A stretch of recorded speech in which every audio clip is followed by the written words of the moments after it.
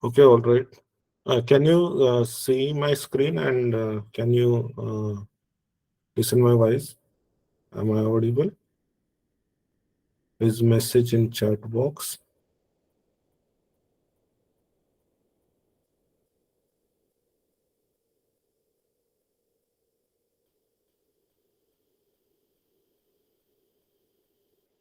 Okay, ठीक है.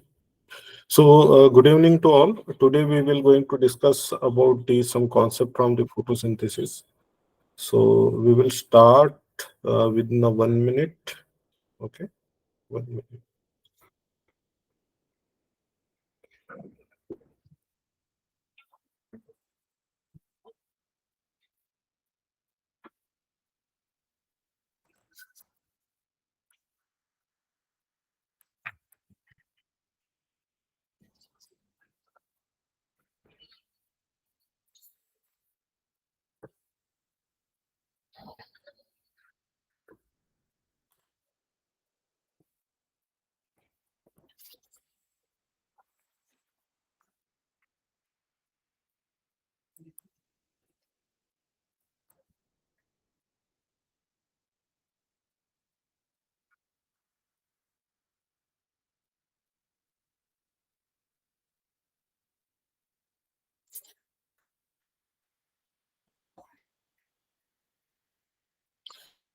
Okay, so let's start. So first we go with the outline of the chapter and then go toward the photosynthesis definition and then start our core topic. Okay, so let's start with the outline. Okay, so these are some topic we will going to discuss in this lesson. I think early experiment already done. Madam ने complete किया होगा. Today we will going to discuss about photosynthesis, side of photosynthesis, then pigmentation, which require for the photosynthesis. मतलब जो pigment हमें जरूरत पड़ती है photosynthesis process के लिए. Important thing is the light reaction. Then cyclic, non-cyclic light reaction are very much important. Next one, chemoosmotic hypothesis. So most of we will cover up to chemoosmotic hypothesis in today's class. Next day we will going to discuss about the Kelvin cycle. Next is the C4 and CAM pathway. Next is the photorespiration, and last one is the factor affecting photosynthesis. So this topic we will discuss in next 2 days. Okay, so let's start with the some questions. Okay, so questions on your screen is chromatophore take part in option A growth, option B movement, option C respiration, and option D photosynthesis. Please answer me in chat box.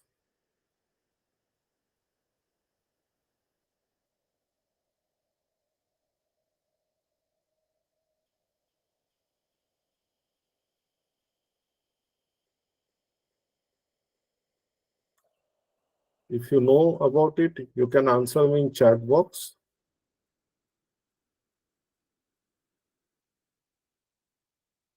Okay. Okay. So some people said option C, some said option D, some said respiration. Okay. Anyone? Okay. ठीक है चलो. So different people say give different types of answer. ठीक है देखो chromatophore. Then first thing when we talk about the chromatophore, so क्या हमारे दिमाग में आता है? What is meant by chromatophore? ठीक है. So whenever we talk about the chroma, okay, so chroma is related to the color. Okay, so this thing you want to remember. Okay, so chromatophores are the some type of colorful things or colorful pigment we can say, and you already know colorful pigments are take part in the photosynthesis. So this is a very simple question. Okay, so colorful pigments not take part in growth. Okay, movement not take part in movement, not take part in respiration. They only take part in the photosynthesis process, because we know chloroplast include in the photosynthesis process. Without chloroplast, photosynthesis not happen. Okay, and that's why chromatophores take part in the photosynthesis. This is the simple question. Okay, So coming toward the next question on your screen is most plant are green in color. मतलब बहुत से plant green colour के होते हैं. Why most plant are green in color? Option A, the atmosphere filter out all the color of the visible light spectrum except green. ठीक है. Option B, green light is the most effective wavelength region of the visible spectrum in sunlight for photosynthesis. Option C, chlorophyll is the least effective in absorbing green light. And option D, green light allow maximum photosynthesis. So please give me answer. चलो जल्दी जल्दी answer करो इसका. ठीक है. You have a 1 minute to solve this type of question.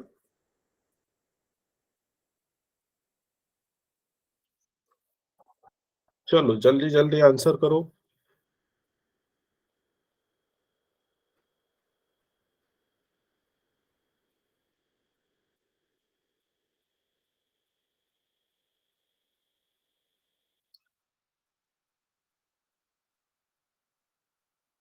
Okay. So most of people said option B. ठीक है. चलो इसको भी हम डिस्कस करेंगे. So most plant are green in colour because most plant green क्यों होते हैं, उसके पीछे का हम रीजन देखने वाले हैं. So option A, the atmosphere filter out all the colour of visible light spectrum except green. ऐसा नहीं होता है. Atmosphere does not filter any colour. I think you know about the spectrum. Okay. So जो spectrum होता है, light spectrum we can say, it contain 7 colour completely. ठीक है. 7 colour इसके अंदर होते हैं. ठीक है. And whenever some color not absorbed by the some type of material, ठीक है, उसको वो क्या करेगा, उसको वो absorb नहीं करेगा. इसका मतलब उसको expel करेगा, उसको फेंकेगा. For example, if my phone, you can see my phone on your screen. ठीक है. So इसका कलर क्या है, वॉयलेट है, और वॉयलेट ब्लू कलर का कवर हमें देखने को मिल रहा है.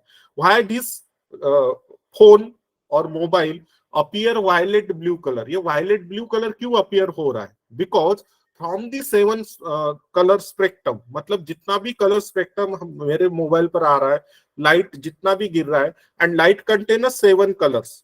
ठीक है. So from that 7 colour this cover और this cover have a property which expel only violet और ब्लू कलर. ओके. ये सिर्फ क्या कर रहा है, किसको एक्सपेल कर रहा है? ठीक है, वायलेट को कर रहा है. अदर 6 स्पेक्ट्रम ये क्या कर रहा है, एब्सॉर्ब कर रहा है. ठीक है. लाइक ऑरेंज, लाइक येलो, ऐसे स्पेक्ट्रम को ये एब्सॉर्ब कर रहा है, बट ओनली वायलेट कलर को ये एक्सपेल कर रहा है. ठीक है. So that's why option C is the correct. Okay. And option C is, मतलब this is the simple phenomena. Light का एक सिंपल फिनोमिना है. Chlorophyll is a least effective in absorbing green light. मतलब ग्रीन लाइट को chlorophyll absorb नहीं कर सकता. ठीक है. बिल्कुल कॉमन सेंस वाला क्वेश्चन ही है ये. ऐसा साइंस वाला भी क्वेश्चन नहीं बोलेंगे आप. ठीक है. कॉमन सेंस वाला क्वेश्चन है. ठीक है. Other options are the wrong. ठीक है. अब दूसरा ऑप्शन देख लेते हैं. ऑप्शन बी क्या है? Green light is a most effective wavelength region visible spectrum in sunlight for photosynthesis. नहीं है. Green light is not the most effective wavelength region for the photosynthesis process. Blue and red light is a more we can say effective for the photosynthesis process. ठीक है. तो green का सवाल ही वहां पर नहीं आता. लास्ट वाला ऑप्शन देखते हैं, green light allow maximum photosynthesis. ये भी इसका आंसर नहीं है. ठीक है. So answer is only option C, chlorophyll is a least effective, जो एब्सॉर्ब कम होता है, एंड दैट्स व्हाई उसको एक्सपेल किया जाता है by the leaves or by the chlorophyll, whatever. ठीक है. So that's why option C is the correct option. ठीक है. So next definition on your screen. Definition क्या कहता है हमें? Photosynthesis is the enzyme regulated process, because we know lot of enzymes are used in the process of photosynthesis, and this process is the anabolic process. Then what is meant by anabolic? Can you answer in the chat box? Okay. There have 2 type of processes we can learn in the biochemistry. One is the anabolic, next one is the catabolic, and both processes known as, if both processes happen in any system, that both processes known as, we can say, uh, amphibolism, or we can say metabolism completely. Okay, so what is mean by anabolic process, or what happen in the anabolic process? Yes, making something means we produce something with the help of anabolic process, and catabolic process are those processes where we break something. मतलब हम किसी को break कर रहे हैं, तोड़ रहे हैं, for example ग्लूकोज को break कर रहे हैं in the process of glycolysis, that thing is known as the complete process, उसको हम कहेंगे catabolic process. ओके, और यहां पर हम क्या कर रहे हैं, वी मेड द ग्लूकोज, मतलब हम ग्लूकोज को यहां पर बना रहे हैं, and that's why it is known as the anabolic process, और इसी वजह से इसको हम बोलते हैं anabolic process. Why you want to remember this thing? Because this question asked in the examination. Photosynthesis का प्रॉपर्टी क्या है? Photosynthesis is the anabolic process, please remember. ठीक है, और अब ये करता क्या है? What do photosynthesis, so manufacturing organic compound inside the chlorophyll. ठीक है, so which organic compound it manufacture? It produce glucose. You can see in this diagram. Okay, so this is the iconic reaction. You can see 6CO2 plus 12H2O in presence of sunlight, chlorophyll and enzyme. It gives C6H12O6. This is the glucose main product. Okay, and H2O and oxygen, it liberate, this reaction liberate oxygen. That's why you can see upward arrow here. These are the byproduct. ठीक है, तो ये glucose इसका हो गया main product, H2O और O2 हो गया उसका बाय प्रोडक्ट. ठीक है, it use sunlight as a source of energy. ठीक है, मतलब देखो, अगर फोटोसिंथेसिस प्रोसेस हमारे अर्थ पे नहीं चलता तो क्या होता? कोई भी लिविंग फॉर्म हमें देखने को नहीं मिलता हमारे अर्थ के ऊपर. ठीक है, because photosynthesis is the process of producers, मतलब ये प्रोड्यूसर्स का प्रोसेस है. आई think you know about the food chain. Food chain में प्रोड्यूसर्स कौन होते हैं? Most of plants. Okay, so plant जो है वो प्रोड्यूस करते हैं. किसको प्रोड्यूस करते हैं? फूड को प्रोड्यूस करते हैं. ठीक है, and that's why other organism depend on that system. Okay, so इसको अगर हम मैं फटाफट एक लाइन में अगर लिखूं, मतलब और भी इसकी प्रॉपर्टीज हम देखते हैं, लिखते हैं यहाँ पर. You can write also with me in your notebook. ये प्रोसेस कैसा है? एनाबोलिक प्रोसेस है. ठीक है, अगर हम थर्मोडायनामिक व्यू से अगर इसको देखें तो ये प्रोसेस कैसा है? एंडोथर्मिक प्रोसेस है. Why endothermic? Please give me your reply in chat box. Endothermic reaction. ठीक है, चलो अब उसके बाद नेक्स्ट ये प्रोसेस कैसा है? अगर हम केमिकल व्यू से इसको देखें, so this is the redox reaction. ठीक है, कैसा है? Redox reaction. चलो, redox reaction means both activities happen here, oxidation as well as reduction. उसको ही हम क्या कहते हैं? Redox reaction. ठीक है, ऑक्सीडेशन एंड रिडक्शन. ठीक है, चलो ऐसे ध्यान में रखो फटाफट. ठीक है, बिल्कुल सिंपल चीजें हैं. And it require visible light. ठीक है, इसको किसकी जरूरत है? विजिबल लाइट की जरूरत है. ठीक है, और we can say visible wavelength या विजिबल स्पेक्ट्रम की जरूरत है, because lot of type of spectrum available in nature, like ultraviolet, gamma radiation, alpha, ठीक है, beta, this type of, or infrared. ठीक है, but we need a visible light for the photosynthesis process. Okay, so I hope you note down all these things. You note down the definition, you note down the short note on the photosynthesis definition. Okay, so going forward, next is the chloroplast. So chloroplast is the main part, or we can say main thing, important thing for the photosynthesis. Because where photosynthesis happen? Photosynthesis कहां पर होता है? We will discuss with which enzymes are used process of photosynthesis. We will discuss. ठीक है, in short अगर मैं बता दूं, photosynthesis have a major two activities, one is the light reaction, next one is the dark reaction. Dark reaction completely depend on the enzyme, rubisco is the major enzyme, वहां पर use होता है dark reaction में. ठीक है, तो we will discuss in detail. ठीक है, सो उसके बारे में टेंशन मत लो. तो चलो आगे बढ़ते इसी के साथ. So chloroplast is the component where photosynthesis happen. Chloroplast में क्या होता है? फोटोसिंथेसिस हैपन, फोटोसिंथेसिस होता है. You can see the complete diagram here of chloroplast. ठीक है, तो क्लोरोप्लास्ट के अंदर हमें क्या देखने को मिलता है? थाइलाकोइड देखने को मिलता है. चलो मैं लिख लेता हूं यहाँ पर थाइलाकोइड. ठीक है, चलो अब थाइलाकोइड कौन से मैनर में देखने को मिलते हैं? हमें disc shape, stack like manner में देखने को मिलते हैं.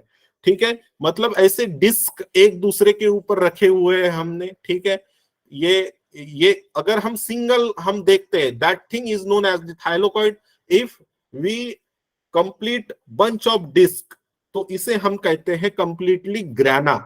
ठीक है, रिमेंबर द थिंग ग्राना. समझ में आ रहा है कि नहीं? मतलब यहां पर क्या होता है? फोटोसिंथेसिस का प्रोसेस होता है. अब thylakoid have a lumen region inside, मतलब ये इसका लुमेन रीजन है, and this is the membrane site. ठीक है, ये इसका मेम्ब्रेन रीजन रहेगा. ठीक है, चलो अब देखो चीजें कैसी है. Chloroplast is a different thing, thylakoid is a different thing. Thylakoid are the we can say smaller buttons inside the chloroplast. Chloroplast is the group of lot of thylakoids, or we can say lot of grana. ठीक है, समझ में आ रहा है? तो सबसे पहले chloroplast के अंदर हमें देखने को मिलेंगे ग्राना. ओके, और ग्राना किससे बनते हैं? थाइलाकोइड से. ठीक है, हो गया क्लियर? बिकॉज इसमें कंफ्यूजन रहता है स्टूडेंट का. चलो अब this thylakoid, after the thylakoid you can see this jelly like material in the chloroplast. This jelly like material is called stroma. उसे हम कहते हैं स्ट्रोमा. ठीक है, so why stroma is important? Because stroma के अंदर हमें क्या देखने को मिलता है? Stroma contain RNA. Okay, stroma contain DNA, stroma contain protein. ठीक है, इसके अंदर प्रोटीन देखने को मिलेगा. Stroma have ribosomes. ठीक है, स्ट्रोमा हैव एंजाइम्स. ठीक है, स्ट्रोमा के अंदर ही हमें एंजाइम देखने को मिलता है. So different type of chemical molecules we can see in the stroma, and that's why biochemical activity happen in the stroma. इस ये जो स्ट्रोमा दिख रहा है यहाँ पर बायोकेमिकल एक्टिविटी हमें देखने को मिलेगा. ठीक है, चलो then you can see this bridge type thing. यहाँ पर आपको ब्रिज टाइप थिंग देखने को मिल रहा होगा बिटवीन टू ग्राना. दो ग्राना के बीच में यहाँ पर एक ब्रिज जैसा दिख रहा है. जैसे this is the one grana. ठीक है, this is the grana one, इसको मैं G1 नाम देता हूं, and this is the second grana, and you can see in between this bridge type thing. ठीक है, it known as this stromal lamella और स्ट्रोमा लैमेली. इसको हम कहते हैं स्ट्रोमा लैमेली. ठीक है, रिमेंबर दिस थिंग.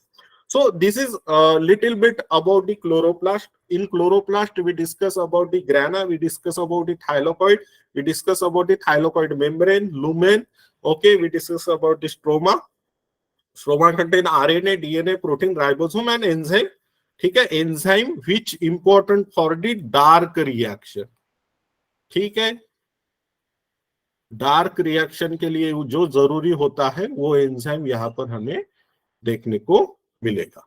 ठीक है guys, is it clear? Is it clear? Please message in chat box if it clear. If not then you can ask me any question.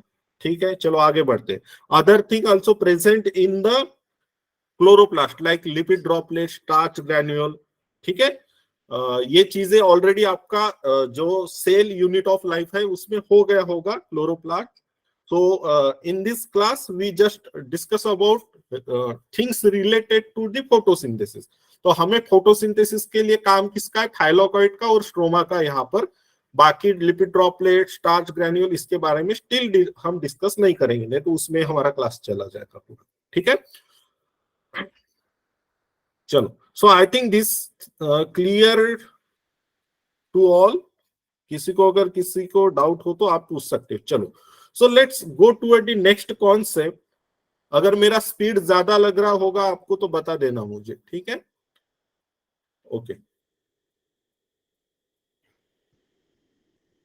Okay, so you can see here, यहाँ पर clearly लिखा है इस slide में, देखो, the membrane system trap light energy.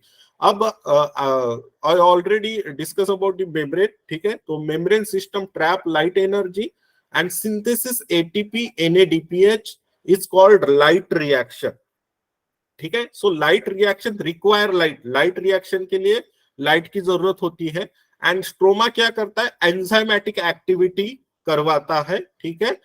CO2 को incorporate करके, means it takes CO2 and वो क्या करेगा? शुगर का डेवलपमेंट करेगा एंड शुगर को स्टार्च में कन्वर्ट करेगा. सो स्टार्च वाला सिस्टम अभी नहीं देखेंगे.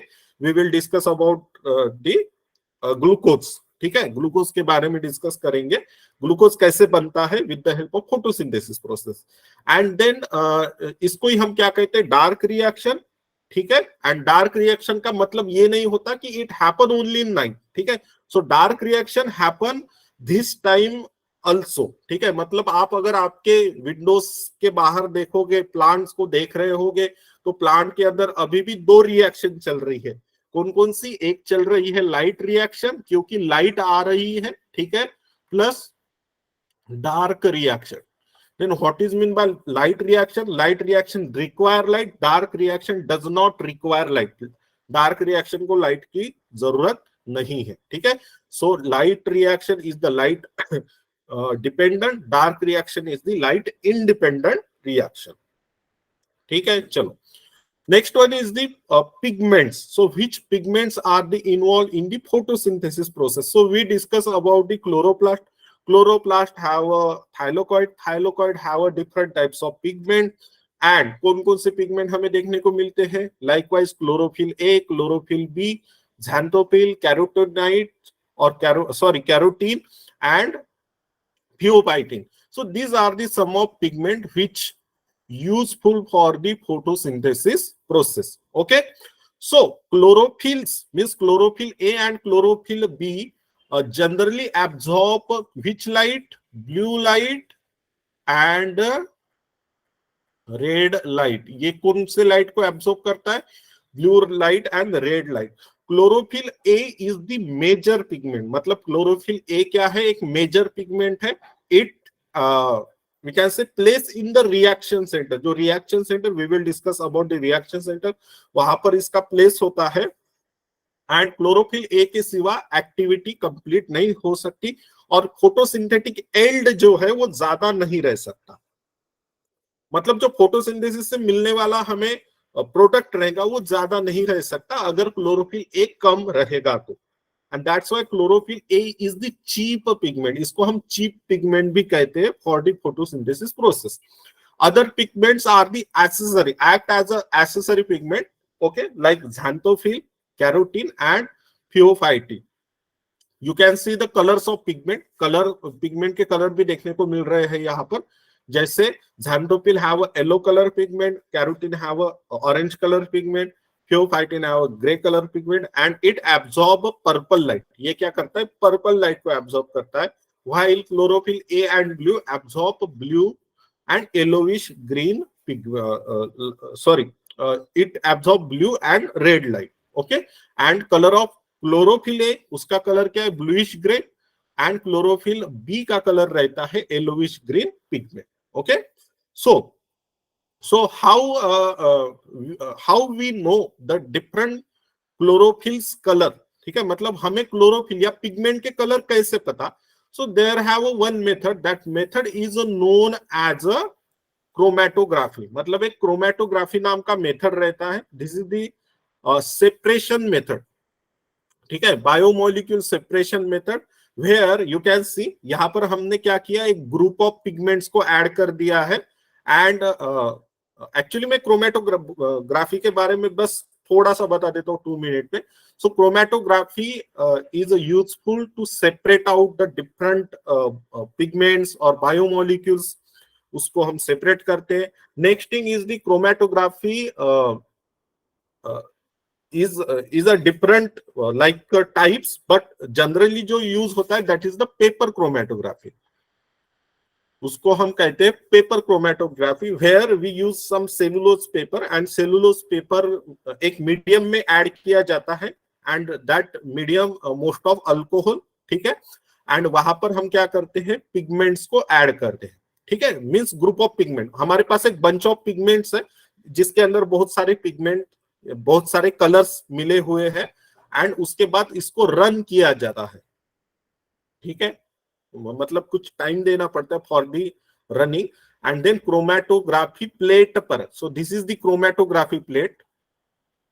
क्रोमेटोग्राफी प्लेट हमें क्या मिलते हैं, डिफरेंट स्पेक्ट्रम या डिफरेंट कलर देखने को मिलेंगे, ठीक है।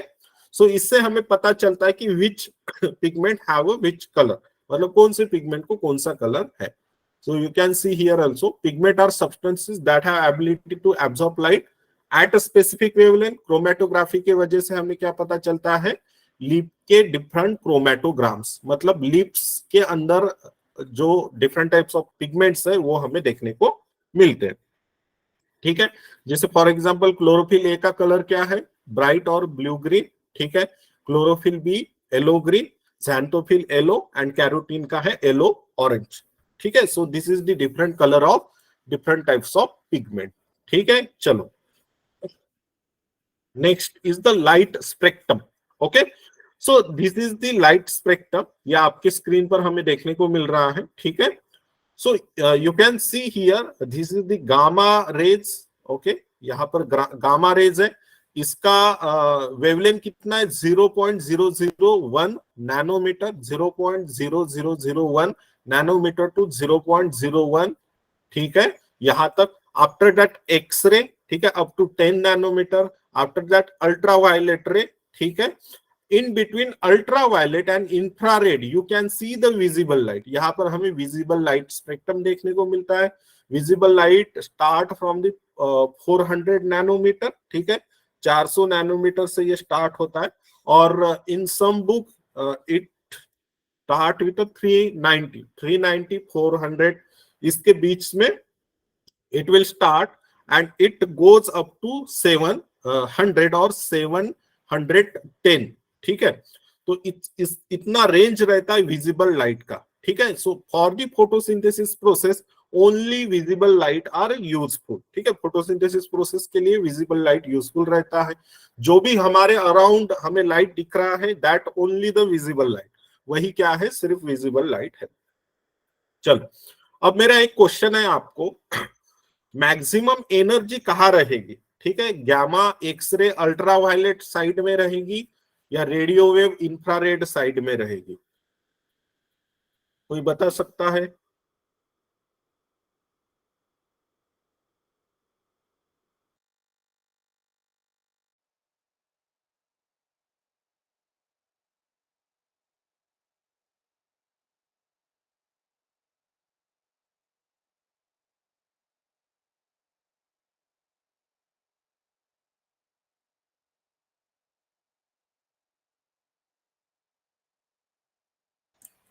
चलो कोई स्पेसिफिक रीजन बता सकता है, जेएनवी जामनगर से कि गामा रे साइड ज्यादा एनर्जी रहेंगे, क्या रीजन हो सकता है उसका?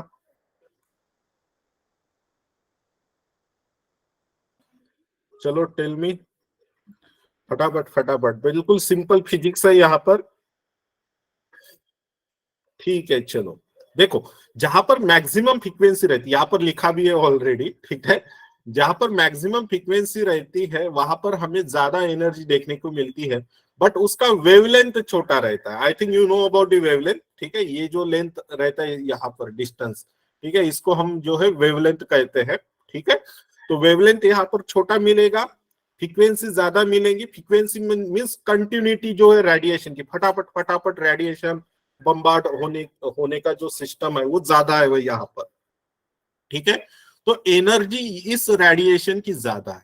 सो दैट्स व्हाई देखो, gamma radiation, X-ray, ultraviolet are the dangerous radiation, ये सभी कैसे डेंजरस रेडिएशन है, क्योंकि इसमें बहुत सारा एनर्जी है, ठीक है।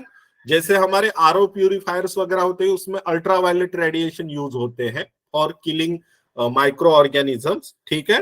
तो ये डेंजरस रहता है, ठीक है। विजिबल लाइट के बाद का जो रेडिएशन है वो उतना डेंजरस नहीं रहता है, ठीक है। अपार्ट विजिबल लाइट में भी सन से, मतलब सूरज से जो लाइट्स आती है उसमें भी हमें अल्ट्रावायलेट देखने को मिलते हैं रेडिएशंस, ठीक है। सो इधर साइड अगर देखोगे आप, after visible light, infrared, radio wave, इसका क्या है, वेवलेंथ ज्यादा है। वेवलेंथ ज्यादा है मतलब फ्रीक्वेंसी कम है, फ्रीक्वेंसी कम है मतलब एनर्जी कम रहेगी। मतलब यहाँ पर फ्रीक्वेंसी डायरेक्ट प्रोपोर्शन करता है एनर्जी के साथ, और वेवलेंथ के साथ रहेगा वो इनवर्स में, ठीक है। सिंपल है। अब ये कॉन्सेप्ट को ध्यान रखना, बिकॉज सेम कॉन्सेप्ट के ऊपर हमारा जो है रिएक्शन सेंटर का या जो है कॉन्सेप्ट आता है, ठीक है। बिकॉज हमारा जो प्रोसेस है फोटोसिंथेसिस का, वो 2 डिफरेंट वेवलेंथ पर चलता है, ठीक है। एक रहेगा 680, एक रहेगा 700, ठीक है। दैट्स वाई हमारा जो सिस्टम है, फोटो सिस्टम जिसे कहते हैं, उसको 2 टाइप का हमें स्पेक्ट्रम की जरूरत पड़ेगी। चलो अब देखो कि फोटोसिंथेसिस प्रोसेस जो रहता है, इसको पढ़ने के लिए हमें कुछ कॉन्सेप्ट क्लियर होना जरूरी है। जैसे यहाँ पर आपको दिख रहा होगा स्क्रीन पर, absorption spectrum and action spectrum. Then absorption spectrum की का मतलब क्या होता है? एब्जॉर्प्शन स्पेक्ट्रम का मतलब ये होगा कि देखो, जितना भी विजिबल लाइट है, मतलब जितना भी लाइट आ रहा है जिसके अंदर 7 कलर है, ठीक है, तो उसके अंदर के कौन से कलर हमारा प्लांट एब्जॉर्ब करता है या क्लोरोफिल उसको एब्जॉर्ब करता है, that thing is known as the absorption spectrum. उसे हम कहेंगे absorption spectrum. And action spectrum का मतलब ये होता है कि ऐसा कौन सा कलर का लाइट है या ऐसा कौन सा वेवलेंथ का लाइट है जिसको एब्जॉर्ब करके प्लांट क्या करता है, मैक्सिमम फोटोसिंथेटिक यील्ड को डेवलप करता है। मैक्सिमम फोटोसिंथेटिक यील्ड का मतलब होगा कि फोटोसिंथेसिस प्रोसेस प्रॉपर तरीके से होना, मैक्सिमम प्रोडक्ट हमें मिलना, तो उसे हम कहते हैं absorption spectrum and action spectrum. चलो पढ़ लेते दोनों भी टर्म, ठीक है। क्या बोला गया है? The absorption spectrum and action spectrum coincide closely showing that photosynthesis is a maximum at a blue and red region. अब ब्लू और रेड रीजन जो है स्पेक्ट्रम का, मतलब देखो कि ये लाइट स्पेक्ट्रम का जो डायग्राम देखा, यहाँ का ये ब्लू रीजन हमें देखने को मिल रहा है, ठीक है।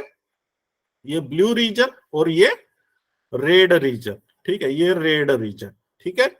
तो यहाँ पे हमें maximum action spectrum and absorption spectrum देखने को मिलता है। मतलब मैक्सिमम जो एब्जॉर्ब होने वाला लाइट कौन सा है, ब्लू एंड रेड रहेगा। मतलब मैं अगर इस तरीके से यहां पर लिखूं तो सबसे ज्यादा एब्जॉर्ब होने वाला blue, red and then green. Green मतलब सबसे लिस्ट में आएगा, इस वजह से इट एक्सपेल, वो होता है एक्सपेल, जैसे we already discuss in the questions, ठीक है।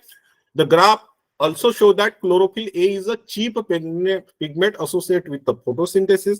Here you can see the chlorophyll A is this graph available in your NCERT book, ठीक है, आप देख भी सकते हैं वहां पर। सो क्लोरोफिल यहाँ पर कितने पीक बना रहा है?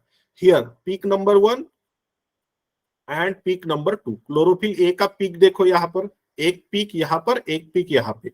अब ये पीक यहाँ पर बन रहा है, ठीक है, लगभग 400 के आसपास।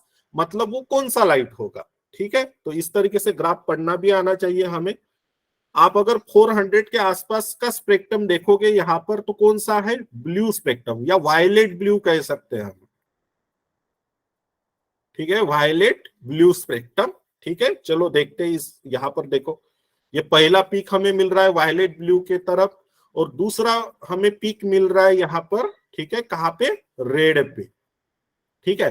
तो इसका मतलब क्लोरोफिल ए जो है वो सबसे ज्यादा किसको एब्जॉर्ब करता है, ब्लू और रेड को, ऐसा उसका मतलब होता है। ग्राफ पढ़ना जरूरी इसलिए बिकॉज ग्राफ के ऊपर क्वेश्चन बनते हैं। नेक्स्ट देखते हैं क्लोरोफिल बी, ठीक है। अब क्लोरोफिल का जो पीक हमें मिल रहा है यहां पर, ठीक है, मतलब 400 और 500 के बीच में, ठीक है। चलो देखते हैं कौन सा लाइट है। ठीक है, वो भी ब्लू के ही रेंज का है, ठीक है, मतलब ब्लू का ही शेड बोलेंगे। अगर हम क्लोरोफिल ए के लिए वायलेट ब्लू बोल रहे हैं तो यहाँ पर थोड़ा सा और ब्लू हमें देखने को मिल रहा है, वायलेट कलर कम हो गया अब यहाँ पर, ठीक है। चलो, सो मोस्ट ऑफ मान के चलते हैं ब्लू कलर, ठीक है। अब और दूसरा पिक अगेन यहाँ पर रेड के साइड में हमें देखने को मिल रहा है, या रेड कलर के रेंज में हमें देखने को मिल रहा है। मतलब क्लोरोफिल बी और क्लोरोफिल ए ये जो है लगभग सेम टाइप का लाइट को एब्जॉर्ब करते। अब तीसरा रहता है कैरोटीनॉइड। अब क्लोरोफिल ए जो है मेन पिगमेंट है, ठीक है, और बाकी जो पिगमेंट रहेंगे वो एसेसरी पिगमेंट रहेंगे। अब कैरोटीनॉइड के स्पेक्ट्रम हमें इन जगहों पर, बाकी जगहों पर देखने को मिल रहे हैं। तो कैरोटीनॉइड उतना इंपॉर्टेंट भी नहीं है। क्लोरोफिल ए, क्लोरोफिल बी को ध्यान में रखना। मैक्सिमम लाइट कौन सी एब्जॉर्ब होती है? ब्लू, उसके बाद रेड, उसके बाद ग्रीन, ये ध्यान में रखना। मैक्सिमम फोटोसिंथेसिस कौन से लाइट में होगा? ब्लू और ग्रीन के प्रेजेंस में होगा, ब्लू प्लस ग्रीन के प्रेजेंस में होगा। इसके लिए एक एक्सपेरिमेंट भी है, वो भी हम डिस्कस करेंगे, ठीक है। चलो, सो इसी के साथ आगे बढ़ते। यहाँ पर किसी को डाउट है, कोई चीज समझ में नहीं आई, आप पूछ सकते हो। अगर समझ में आई तो आप मैसेज में मैसेज ऐड कर सकते हो कि क्लियर, ठीक है, या क्लियर सर करके, मतलब मुझे समझ में आ जाएगा, ठीक है। बिल्कुल, हम छोटी छोटी बेसिक बेसिक चीजें यहाँ पर डिस्कस कर रहे हैं, तो कंफ्यूजन होने का कोई सवाल नहीं उठता, क्योंकि यही छोटी छोटी चीजें आगे हमें प्रोसेस में काम में आएगी, जब हम प्रोसेस देखेंगे तब, ठीक है। चलो, इसी के साथ आगे बढ़ेंगे, ठीक है।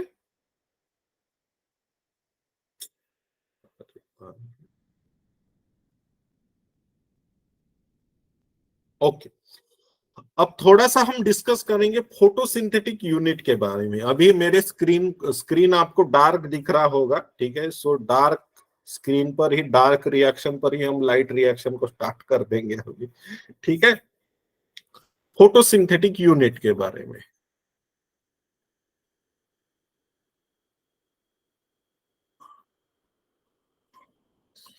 अब देखो, जितना भी बात हमने किया अब तक कि ये इस तरीके का कलर जो है ये एब्जॉर्ब करेगा, ठीक है, वो लाइट स्पेसिफिक एब्जॉर्ब करेगा और उससे हमें मैक्सिमम एल्ड मिलेगी वगैरह। बट प्रैक्टिकली ये चीजें होती कैसे, उसको हम डिस्कस करेंगे। जैसे अगर मैं यहाँ पर एक डायग्राम बनाता हूं, ये इस तरीके का एक रिएक्शन सेंटर समझो, इसे P700 मैं नाम दूंगा, ठीक है। ये हो गया हमारा रिएक्शन सेंटर, ठीक है। अब ये जो रिएक्शन सेंटर है ये मोस्ट ऑफ रहेगा क्लोरोफिल ए, ठीक है, क्लोरोफिल ए रहेगा। अब ये जो रिएक्शन सेंटर है इसके आजू बाजू में रहते हैं कोर मॉलिक्यूल, ठीक है। तो ये हो गए हमारे कोर मॉलिक्यूल, ठीक है। इसको मैं नाम देता हूं कोर मॉलिक्यूल, ठीक है। बिल्कुल आराम से समझो, मैं आराम से बता रहा हूं, ठीक है। अब कोर मॉलिक्यूल के बाद में नेक्स्ट जो पोर्शन रहता है, यहाँ पर थोड़ा मैं कलर चेंज कर लेता हूं आपके लिए, हाँ, समझने के लिए। ये रहते हमारे एंटीना पिगमेंट,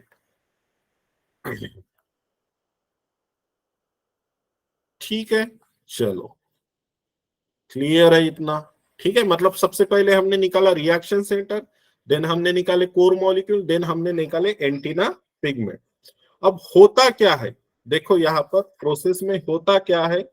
यहाँ पर ये जो एंटीना पिगमेंट है, मतलब लाइट जो है वो इमिट होगा यहाँ पर, ठीक है, या दोनों साइड पर इमिट होगा। बट हम स्टार्ट करते एंटीना पिगमेंट से। यहाँ पर आ गई हमारी लाइट, ठीक है।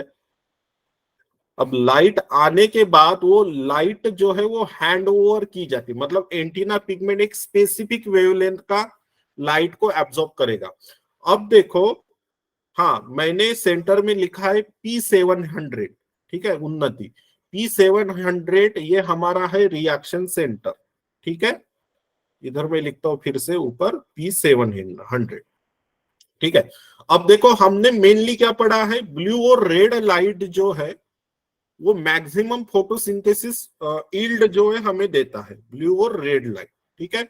बट बाकी स्पेक्ट्रम का काम क्या फिर, बाकी विजिबल स्पेक्ट्रम के अंदर बाकी भी तो कलर है ना, तो उसका काम क्या, तो उसको एब्जॉर्ब करने का जिम्मेदारी रहता है antenna pigment and core molecule का। समझ में आ रहा है कि नहीं?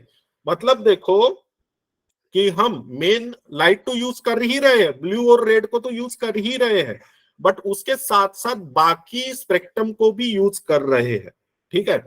अगर सिर्फ ब्लू और रेड के ऊपर ही प्लांट डिपेंड करता तो बारिश के समय में, मानसून सीजन में वो तो बेचारा मर जाता, प्रोसेस ही नहीं होती, क्योंकि तब तो पूरा स्पेक्ट्रम जो है वो इमिट नहीं होता हमारे अर्थ के ऊपर। इस वजह से ये एंटीना पिगमेंट, कोर मॉलिक्यूल, ये सब एसोसिएशन का काम करते, मतलब उसको मदद करते रिएक्शन सेंटर को, इसके लिए लाइट एब्जॉर्प्शन के लिए। अब लाइट क्यों एब्जॉर्ब होना चाहिए यहाँ पर, बिकॉज P700 जो है हमारा यहाँ पर ये एक्साइड होता है। जैसे ही देखो मतलब क्या होगा कि antenna pigment, core molecule, reaction centre, इन्होंने क्या किया, लाइट को एब्जॉर्ब किया, लाइट को एब्जॉर्ब किया। लाइट को एब्जॉर्ब करने के बाद में लाइट क्या है, एनर्जी है, हमें पता है ऑलरेडी। अब लाइट एनर्जी है तो P700 जो है वो क्या होगा, यहाँ पर एक्साइटेड होगा। एक्साइटेड होगा मतलब इलेक्ट्रॉन जो है वो एक्साइटेड होगा। अब एक्साइटेशन ऑफ इलेक्ट्रॉन ये आपको केमिस्ट्री में आप लोगों ने पढ़ा होगा, ठीक है, उसमें हम डिटेल में नहीं जाएंगे। अब ये इलेक्ट्रॉन एक्साइड हो गया, ठीक है, और ये एक्साइड होने के बाद में different type of electron acceptor के पास जाएगा, ठीक है, डिफरेंट इलेक्ट्रॉन एक्सेप्टर्स के पास, मतलब अलग अलग इलेक्ट्रॉन एक्सेप्टर्स हमें देखने को मिलेंगे, ठीक है। हाँ स्मिथ, P700 का मतलब क्या होता है मैं बताने वाला हूं, ठीक है। P700 का मतलब ये होता है कि ये जो रिएक्शन सेंटर है इसको 700 वेवलेंथ का लाइट हमें चाहिए, दैट्स व्हाई हमने उसको नाम दिया 700, ठीक है, ठीक है, समझ में आ गया होगा। अब ये इलेक्ट्रॉन डिफरेंट एक्सेप्टर्स के पास जाएगा, और जब ये जर्नी चलती है इलेक्ट्रॉन की डिफरेंट टाइप ऑफ एक्सेप्टर के पास जो जा रहा है उसको हम कहते हैं इलेक्ट्रॉन एक्सेप्टर्स, ठीक है, तभी वहां से बनता है एटीपी प्लस एनएडीपी, ठीक है, एटीपी प्लस एनएडीपीएच पॉजिटिव, ठीक है, ये मॉलिक्यूल, ठीक है, ये मॉलिक्यूल को क्या कहते हैं हम, एनर्जी करेंसी, ठीक है, एनर्जी करेंसी। समझ में आ गया, क्लियर है कॉन्सेप्ट? तो ओवरऑल ये कॉन्सेप्ट होता है हमारे फोटोसिंथेसिस प्रोसेस का। अब देखो ये एटीपी और एनएडीपीएच हम क्यों बना रहे होंगे, बिकॉज डार्क रिएक्शन को रन करने के लिए हमें एनर्जी की जरूरत होती है, और वो एनर्जी हमें कहां से मिलेगी, इस फोटोसिंथेटिक एपरेटस से मिलेगी। मतलब ये फोटोसिंथेसिस प्रोसेस नहीं चलेगा, लाइट रिएक्शन नहीं चलेगी, तो डार्क रिएक्शन भी नहीं चलेगी। इसके ऊपर बहुत सारे एक्सपेरिमेंट भी हुए ऑलरेडी, आई थिंक मैडम ने ऑलरेडी डिस्कस किया होगा एक्सपेरिमेंट के बारे में, ठीक है। तो ये पूरा का पूरा जो है प्रोसेस रहता है फोटोसिंथेटिक यूनिट का। तो हमने यहाँ पर क्या पढ़ा, antenna pigment, core molecule, reaction centre, okay, reaction centre में क्लोरोफिल ए देखने को मिलेगा, कोर मॉलिक्यूल और एंटीना पिगमेंट में कैरोटीन हो गया, क्लोरोफिल बी हो गया, ज़ैंथोफिल हो गए, ऐसे पिगमेंट हमें देखने को मिलेंगे, ठीक है। उसके बाद यहाँ पे जो हम ये पूरा असेंबली जो है इसको हम बोलते हैं light harvesting complex, LHC, light harvesting complex, मतलब लाइट को यहाँ पर हार्वेस्ट किया जाता है, ठीक है, क्लियर है ये चीजें, ठीक है, ठीक है। तो जो लाइट हार्वेस्टिंग कॉम्प्लेक्स है, ठीक है, ये भी दो टाइप के रहते हैं, एक रहेगा फोटो सिस्टम 1, फोटो सिस्टम 1, और दूसरा रहता है फोटो सिस्टम 2, फोटो सिस्टम 2। अब इसको हम डिटेल में देखेंगे, फोटो सिस्टम 1 का मतलब क्या होता है और फोटो सिस्टम 2 का मतलब क्या होता है, तभी स्मिथ आपका क्लियर हो जाएगा कॉन्सेप्ट P700 और 680 क्या रहता है। तो चलो इसी के साथ आगे बढ़ते हैं, ठीक है, चलो देख लो फटाफट, ये पढ़ लो क्या है। देखो मैंने जो डायग्राम बनाया था वही है सारी चीजें, pigment molecule, photon, photon, reaction centre, photon का मतलब होता है लाइट यहाँ पर, ठीक है, लाइट फोटोन के फॉर्म में आता है, ठीक है। उसके बाद ये एक्सेप्टर्स रहेंगे यहाँ पर. So pigments are organise into two photo system called photo system 1 and photo system 2. ठीक है. These are the name in the sequence of their discovery. ठीक है, उसको भी डिस्कस करेंगे जब हम जेड स्कीम को डिस्कस करेंगे तब. ठीक है, फोटो सिस्टम 1 क्या होता है, फोटो सिस्टम 2 क्या होता है, थोड़ा डिटेल में. Each photo system has a chlorophyll. ठीक है, फोटो सिस्टम के पास क्या है, क्लोरोफिल है, जैसे हमने अभी डिस्कस किया. और एसेसरी पिगमेंट रहते हैं जो कुछ प्रोटीन से बाउंड रहते हैं. ठीक है, अब सभी पिगमेंट जो है form a light harvesting complex LSC और एंटीना. उसको हम एलएससी लाइट हार्वेस्टिंग कॉम्प्लेक्स या एंटीना कहते हैं. अब ए को क्यों यहाँ पर एक्सेप्ट ए क्यों बोला है, बिकॉज ए क्या रहता है, रिएक्शन सेंटर रहता है, ध्यान में रखना. ठीक है, क्लोरोफिल ए हमेशा रिएक्शन सेंटर, ये बीच वाला पिगमेंट रहेगा, राजा रहेगा ये यहाँ पर. ठीक है, बाकी के जो क्या रहेंगे, एल सी एच रहेंगे, सॉरी LHC रहेंगे, लाइट हार्वेस्टिंग कॉम्प्लेक्स. ठीक है, अब उसके बाद क्या होता है, chlorophyll A act as a reaction centre, जैसे हमने डिस्कस किया ऑलरेडी. ठीक है, in PS1 reaction centre absorb light at 700 nanometre. अभी स्मिथ आपका क्लियर हुआ होगा why P700 known as the P700. ठीक है, बिकॉज ये 700 नैनोमीटर का ही लाइट एब्जॉर्ब कर सकता है स्पेसिफिकली. एंड देन PS2 क्या करता है, 680 नैनोमीटर का. ठीक है, फिर बाकी का स्पेक्ट्रम कौन एब्जॉर्ब करेगा, ये बाकी के एसेसरी पिगमेंट्स, उसके आजू बाजू रहने वाले पिगमेंट. ठीक है, उसको हम एंटीना मॉलिक्यूल्स वगैरह कहते हैं. ये चीज है. आई थिंक ये क्लियर है स्मिथ आपको, किसी को कोई डाउट है? ठीक है, इसको हम P700 क्यों कहते हैं, उसको हम 680 क्यों कहते हैं. ठीक है, पी का स्पेसिफिक मीनिंग मुझे भी पता नहीं, साइंटिस्ट लोगों ने बोल दिया होगा पार्टिकल 700 पार्टिकल 680, इस तरीके से कुछ होगा. उसको आप गूगल इजीली कर सकते हो, बट कॉन्सेप्ट क्लियर है या नहीं बताओ मुझे. ठीक है, बिल्कुल इजी वे में डिस्कशन किया हमने. चलो अब मेन चीज के ओर जाते हैं जिसके ऊपर बहुत सारे क्वेश्चन बनते हैं. ठीक है,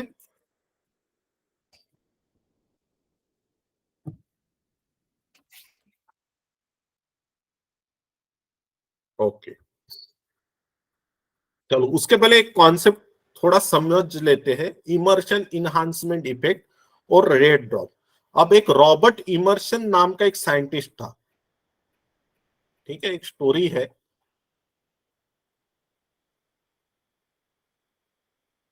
ये रॉबर्ट इमर्शन क्या करता है, एक एक्सपेरिमेंट करता है, और वो क्या करता है, मोनोक्रोमैटिक लाइट को यूज करता है. मोनोक्रोमैटिक लाइट, कोई बताएगा मुझे मोनोक्रोमैटिक लाइट का मतलब क्या होता है? फिर से वही हमारा कॉन्सेप्ट लगाने का. क्रोमा मतलब कलर. ठीक है, बिल्कुल इजी वे में बताता हूं मैं. मोनो का मतलब होता है सिंगल.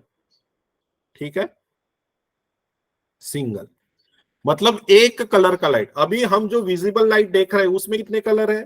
ठीक है, थोड़ा रिस्पॉन्सिव रहो ग्रुप में हमारे. ठीक है, मतलब थोड़ा मजा आएगा पढ़ने में. ठीक है, कितने कलर है? 7 कलर है. बट ये इमर्शन क्या करता है, ओनली वन कलर यूज, ये सिर्फ एक कलर को यूज करता है, that known as the monochromatic light. ठीक है, अब इस ग्राफ को देखो आप. ठीक है, एक मोनोक्रोमैटिक लाइट जो है वो 680 वेवलेंथ का रहेगा. ठीक है, दूसरा रहता है 700 वेवलेंथ का. ठीक है, ऐसा मोनोक्रोमैटिक लाइट वो यूज करता है.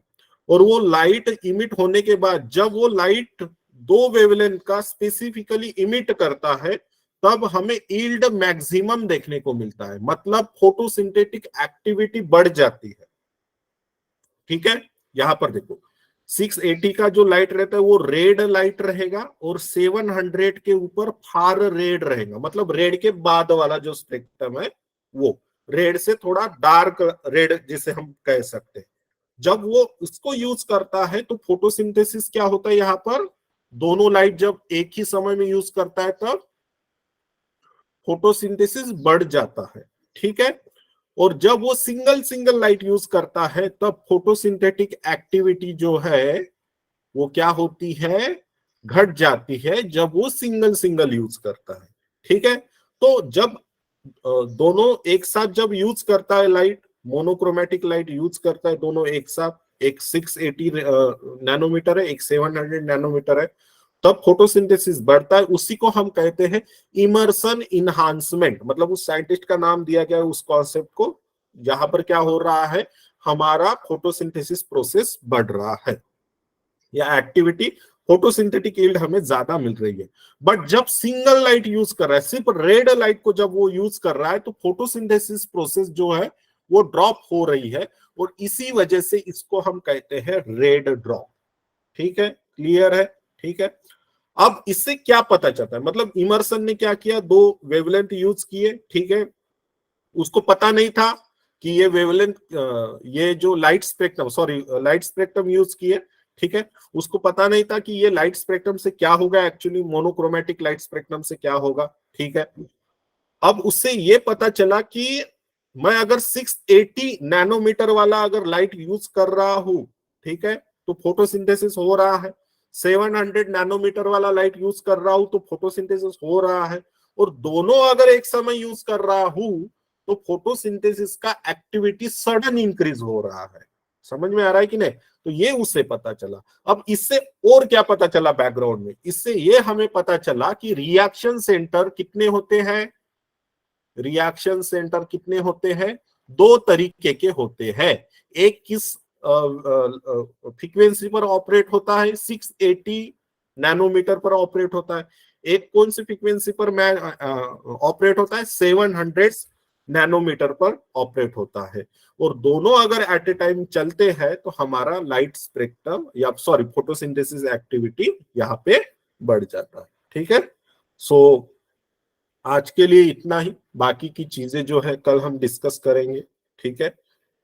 Thank you for joining. If you have any issue, you can ask me. If not, then we will wrap up the class. ठीक है।